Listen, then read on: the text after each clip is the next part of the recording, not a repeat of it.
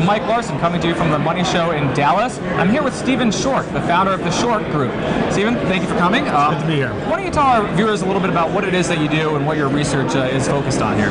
Absolutely. We provide a daily newsletter, research letter on the oil and gas markets. We also provide analysis and objective opinion on the ETF markets related to the oil and gas markets. Well, obviously, I know one of the topics you were discussing here at the show was geopolitics and the impact on the energy markets. What do you see, how does that factor into your sort of view, bullish or bearish, and why? Well, absolutely. First and foremost, what we have to appreciate that this is not your father's oil market. It's not even your older brother's oil market. We are at that DY over DX moment where we finally have the impact of substitutes into the market. And I think nothing underscores that view than the fact that we had a drone attack on a major oil facility in Saudi Arabia that knocked out 5% of the world's oil supply, and oil prices have only moved lower since then. So clearly that dynamics and the fundamentals have shifted in this market. Well, sure. I mean, we're here in Texas. Obviously, the U.S. has gone from being highly dependent on foreign producers to being such a powerhouse in the energy market. So how does that factor into your outlook?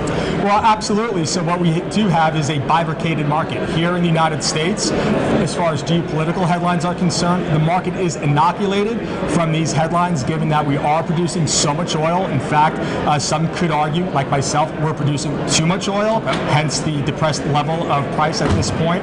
So you're looking at a great chasm between the international prices of oil and prices of oil and energy, and the comparative advantage, I might add, that gives our industries in this country. Okay, so if you factor that in, you look at sort of an overall bullish view on the oil market, bearish, how would you sort of break that down then, I guess?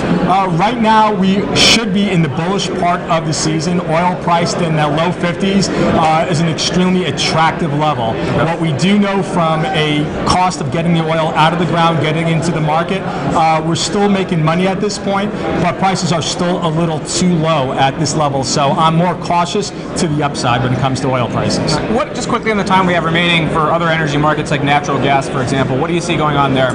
Natural gas markets could not be any more bearish. Fundamentals are unbelievably depressed on that market at this point. And clearly, what you have here is a market that is bullish. Oil is actually bearish for natural gas because the more oil, especially in the Permian in West Texas, the more oil we pull out of the ground there, you also get a lot of gas, associated gas, as it were, gas we don't necessarily need.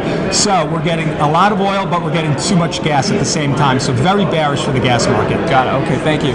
Is there any place that people can go to follow your work, going forward, see if there's ever a time to be bullish natural gas, or kind of get your views on oil as it evolves? Absolutely. We provide a lot of quantitative analysis of entry-exit points on a daily basis in our report, the Schork report. It can be reached at contact@Schork, and that is Schork, SCHORK, group.com. Contact@SchorkGroup.com. Okay, well, thank you very much for your time, Stephen. Thanks, Mike. Thank you all for viewing.